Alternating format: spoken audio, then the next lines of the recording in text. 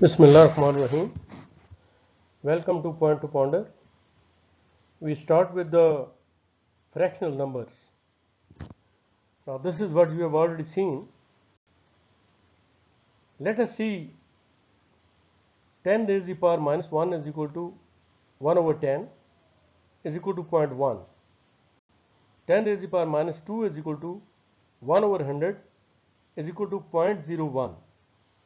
10 raised to the power minus 3 is equal to 1 over 1000 is equal to 0.001. Let's see an example. An example is 274.94 to the base 10. Now, as I said earlier on, that whenever we are discussing the DLD, then we write the base of that number.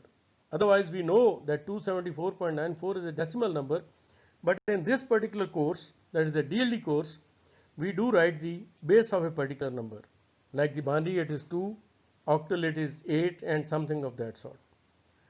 Now, 2 into 10 raised to the power 2, we can write down this, plus 7 into 10 raised to the power 1, this is what we have already done, plus 4 into 10 raised to the power 0, plus 9 into 10 raised to the power minus 1, plus 4 into 10 raised to the power minus 2 is equal to, now if we calculate and total it up, it will be 200 plus 70 plus 4 plus 0.9 plus 0.04, and this is equal to 274.94. Similarly, in fractional binary number, weights of the fractional positions are negative powers of 2. So let's take an example.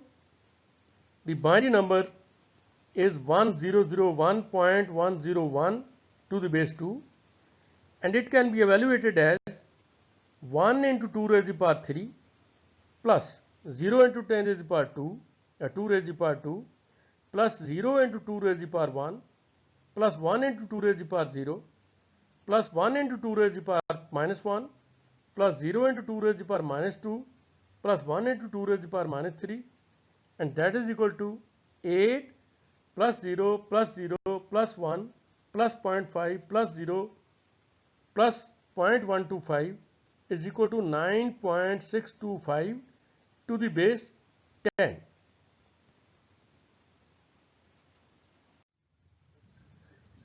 Next, we come to the conversion of decimal to binary and vice versa. So let's take an example.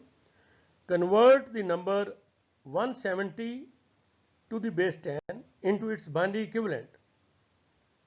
Now, what we do, we take the number divided by 2 because we are converting into the binary, and if we were dividing in some other, you can say method or in code, like you can say octal, then we would have divided the base of that particular code. So 170 divided by 2 is equal to 85, remainder is 0, and this is now LSB or least significant bit. 85 divided by 2 is equal to 42, remainder is 1. 42 divided by 2 is equal to 1, remainder is 0, and 21 divided by 2 is 10, remainder is 1. 10 divided by 2 is 5, remainder is 0. 5 divided by 2 is 2, remainder is 1. 2 divided by 2 is 1, remainder is 0. And 1 divided by 2, now it is not 0.5 as it is in the normal mathematics, but in binary it is 0 because it is not a whole number, and remainder is 1. And this one is basically MSB or main significant bit. Thus, binary, we start from the MSB, that is 10 10 10 10 to the base 2. That is the answer, and if you convert it back, you can check it yourself. It will be 170 to the base 10. Now let's see how we convert a binary number into the decimal system number. 1010110112.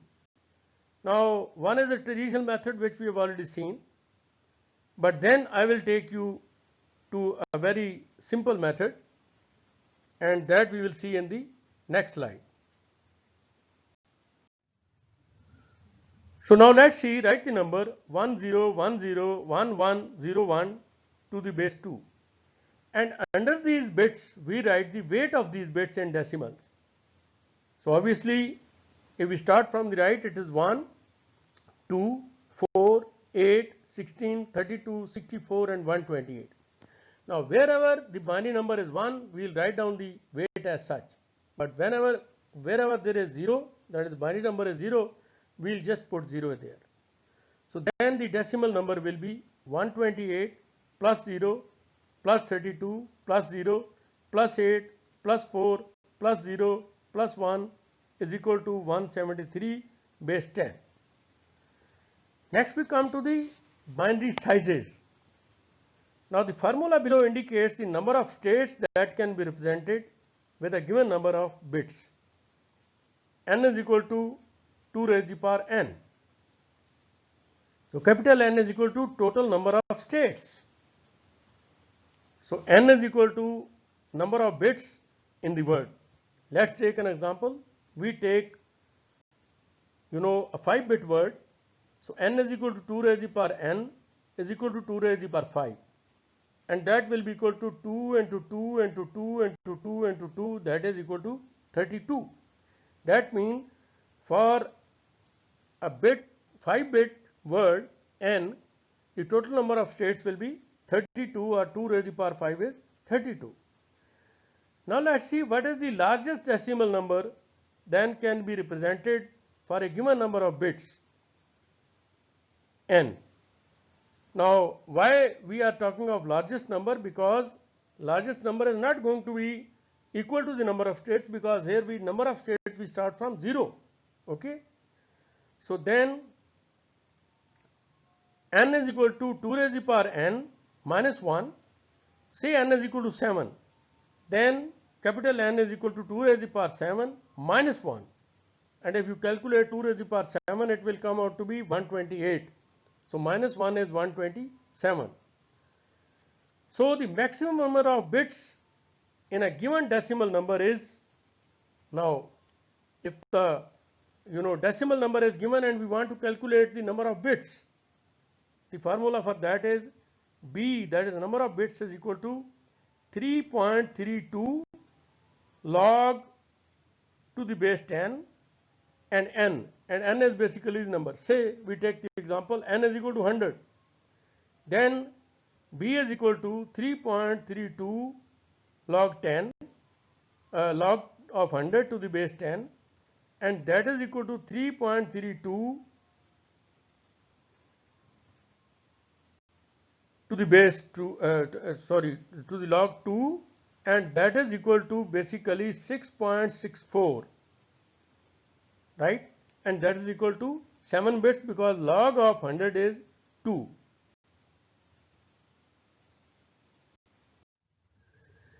Next we come to some practice questions, and I have given the answers, and this is what you practice. And mind you, we say that practice makes the man perfect.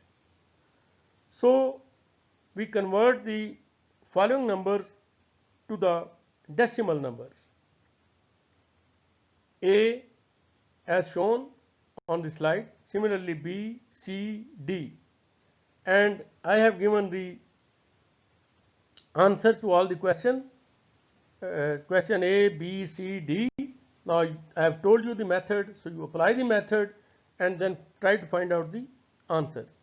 Similarly, question number 2 is convert the following decimal numbers to binary, and again I have given you 4 numbers: 128, 36, 20.25, 76.375, and then I have given you the answer also. Similarly, question 3, I have given what is the largest decimal number that can be represented with 10 bits. So I have given you the answer. You see the method which I have already taught you, and then you apply that method and try to find out what is 10 raised to the power 23.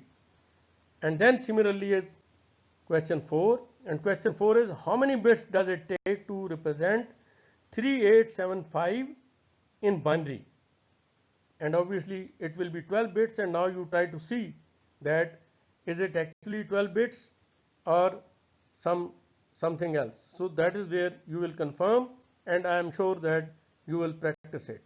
Okay. Thank you very much. Okay, next we come to the XS3 and Gray codes.